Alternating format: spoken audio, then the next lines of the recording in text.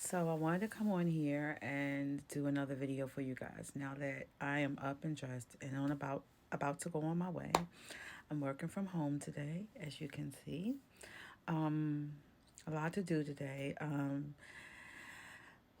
Guys, thank you for being with me on this journey. So I just wanted to give a quick background on my story, without going too much into it because it's really painful for me to recount.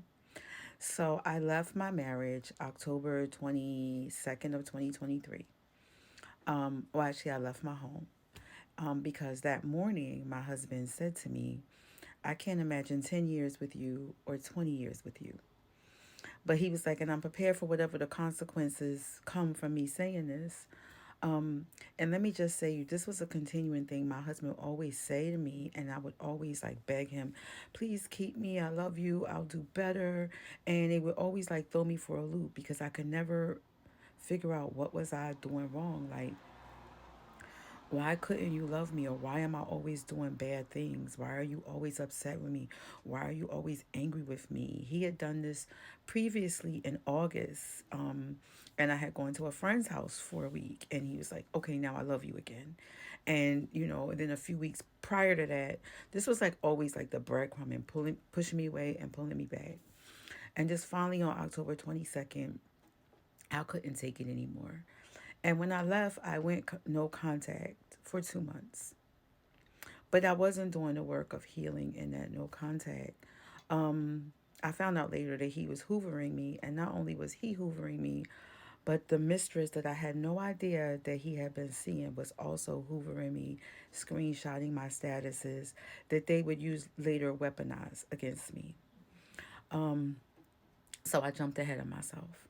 So I was married to my husband for 6 years. I met my husband when I came to New York to interview as a legal assistant. Remember, guys, I told you I'm an attorney, but I didn't swear in and get my attorney's license until June 13th, 2023.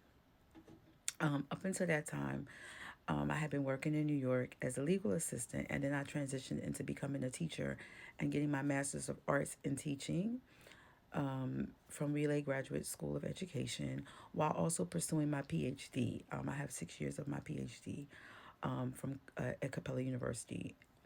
So during this time, my husband progressively, from the time I met him, there were always red flags. I'm not going to sugarcoat it. Um, Always things that made me pause. Like 2 weeks after we got married November 10th, 2017. I met my husband in June. So I interviewed for the position at the law firm in June, and I had met my husband.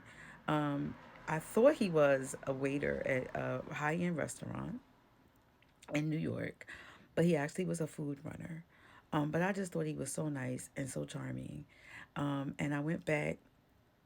I had come to New York from Boston for this interview, but I went back to Boston after the interview, and we kind of stayed in touch, but not a lot. What I've learned later is he was ascertaining me, trying to figure me out. I struck an interesting, or so I've learned, a provocative figure. I'm this. I believe I'm a beautiful woman with a law degree, well educated, well spoken, and my husband is an immigrant to this country from West Africa. I thought he was a waiter, but he actually was a food runner, and I thought he had his own apartment. And this is starting to sound like a Risa Tisa moment, but he actually was living in an apartment with a room and with eight other men from Africa. Um, but he's 6'4". His face is not very attractive, but he has a way of convincing you he's attractive. So it was kind of intoxicating for me, but not. Because I kind of was like, hmm. So I ended up coming back to New York, and when I came back to New York, he and I started dating, but not really, because I would never hear from him. He would disappear. And I remember sending him a text message, you go your way and I go mine, because it's probably best we be friends. Because I thought that some of his behaviors, and I had a gut feeling, he didn't strike me as like something about him, and I always have felt this, like I really didn't know him. In fact, our very first date, I never forget, was either August 21st, because I'm a documenter. He asked me to change my dress. And I remember thinking, I've never been on a date with a man that would ask me to change my dress. So we have that first date, and I sent him the message a couple of weeks after that because I had slept with him and hadn't heard from him that we should become friends. And he convinced me, no, I'll do better. And then we had a second date, and it was the absolute worst second date of my life. He wanted to leave the restaurant that we went to because he said it was too many old people in it. And now I realize he doesn't like to be in spaces where he can't be the center of attention. And older people, I'm one of them now, we kind of mind our business when we're out eating. We're not taking pictures of folks, you know. But I, at the time, thought this was a wonderful restaurant. Now, I will get into another video as to why I was just so eager to give myself away and my power because New York was overwhelming for me. And when I met my husband, it was just like more that I explored it. It was just like this is an opportunity to just like give my power away, give myself away because I was exhausted. I was exhausted from taking the bar exam 4 times. I was exhausted by New York. I hated it when I got to New York. I was exhausted. And also I had moved to the Bronx, so I was not familiar with this with the environment, and it just seemed like my husband presented like he could be a savior.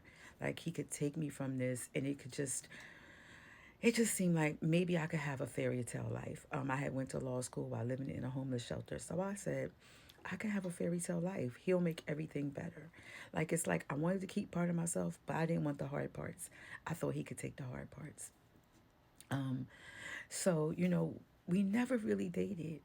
But there was a time when my husband came to my house and he said to me, I'm going to have to marry someone else because I have to get my green card. And I said to myself, I said to him, I'm not going to be able to date you if you're married to someone else. And he said, well, this person is going to help me. And I said, help doesn't cost a thing. If someone's going to help you, they should help you and not charge. This is my naivete. And now I realize it was a setup. There probably wasn't never any other person. This was a strategically placed conversation because the next thing I said is, well, I'm your girlfriend and I'll marry you. If you need a green card, why don't you just marry someone who is falling for you or loves you? And that is how you can get a green card legitimately. And he pretended like, oh no, I could never do that. And by saying those words, I initiated or I signed my death certificate in a sense, metaphorically, because the narcissist will give you 3 tests and see do you have any boundaries or are you willing to set those aside. And I made myself, I opened up all my vulnerabilities. you know i and when I think, and he gaslit me about this years later he was like, you rushed me to marry you and we don't have any project together and we have nothing together. And I remember thinking, you got your green card as a result of me you know and it's funny. He said to me years later, I wanted to marry you because I thought you were rich. And I used to think that was a joke, but he was telling me the truth. 2 weeks after I married my husband, I found where he had gotten another woman's number or where he was calling other women. And I had a sinking feeling like this is a disaster for me. But I had a bigger voice in my head saying, well, you can't go back now. And I didn't trust the bigger voice. The bigger voice that said, protect yourself and go back. And that's what I need to explore during this period of healing. I don't really like to recount my story because it's so triggering for me to even think about it. But I will do a part 2 to this as to how I ended up back on TikTok and sharing my story about my experience because I so hope it helps somebody else. I so hope somebody else can hear my voice and see my face and see me trying every day. Please get up and you try to. Please get up and live. Please get up and thrive. Please get up. Go no contact. Survive. You are so beautiful and you can do it. I'll be back.